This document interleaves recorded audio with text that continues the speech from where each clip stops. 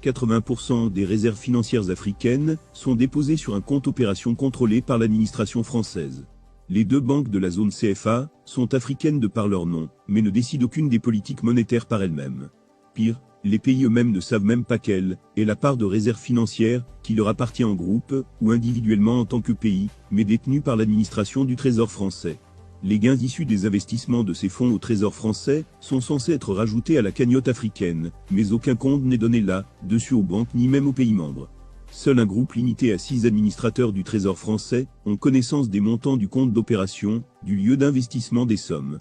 Les banques centrales africaines n'ont pas accès à ces informations, déclarait le Dr Gary Kabu. On estime maintenant que la France détient près de 500 milliards de dollars auprès de son trésor. Elle est donc prête à tout, afin de combattre toute personne qui chercherait à faire la lumière sur le côté obscur de ce vieil empire.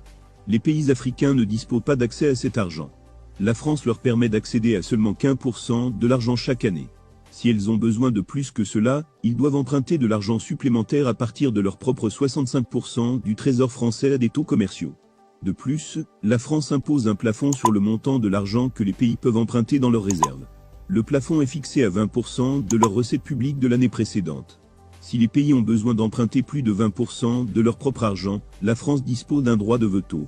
L'ancien président français Jacques Chirac a récemment parlé de l'argent des pays africains dans les banques en France.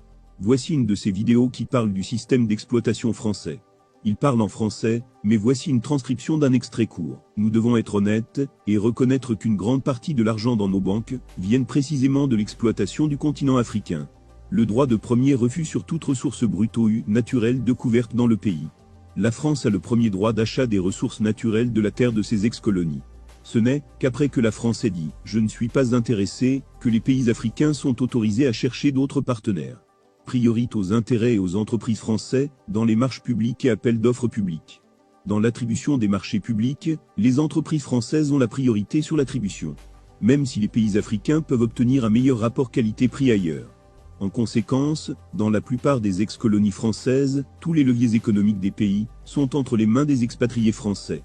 En Côte d'Ivoire, par exemple, les entreprises françaises possèdent et contrôlent tous les grands services publics, eau, électricité, téléphone, transport, port et les grandes banques. C'est la même chose dans le commerce, la construction et l'agriculture. En fin de compte, comme je l'ai écrit dans un article précédent, les Africains vivent maintenant sur un continent possédé par les Européens. Droit exclusif de fournir des équipements militaires et de former les officiers militaires des colonies. Grâce à un système sophistiqué de bourses, de subventions et les accords de défense attachés au pacte colonial, les Africains doivent envoyer leurs officiers supérieurs en formation en France. La situation sur le continent est telle que la France a formé des centaines, voire des milliers de traîtres. Ils sont tous en sommeil et seront activés en cas de besoin pour un coup d'État ou tout autre but. Le droit pour la France de déployer des troupes et d'intervenir militairement dans le pays pour défendre ses intérêts. En vertu de ce qu'on appelle les accords de défense attachés au pacte colonial, la France a le droit d'intervenir militairement dans les pays africains et aussi de stationner des troupes en permanence dans les bases et installations militaires entièrement gérées par les Français. Lors de l'introduction de la monnaie euro en Europe, les autres pays européens ont découvert le système d'exploitation français. Beaucoup, spécialement les pays nordiques, ont été consternés. Ils ont suggéré à la France de se débarrasser du système, mais sans succès.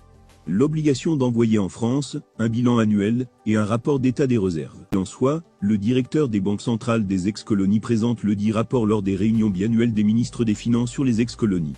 Ce rapport est ensuite compilé par la Banque de France et le Trésor français. Renoncer à toute alliance militaire avec d'autres pays, sauf autorisation de la France. Pourquoi les alliances militaires régionales en Afrique sont les plus faibles ? La plupart des pays ont seulement des alliances militaires avec leurs ex-colonisateurs. Drôle, mais vous ne pouvez pas faire mieux, la France leur interdisait toute autre alliance militaire. L'obligation de s'allier avec la France en cas de guerre ou de crise mondiale.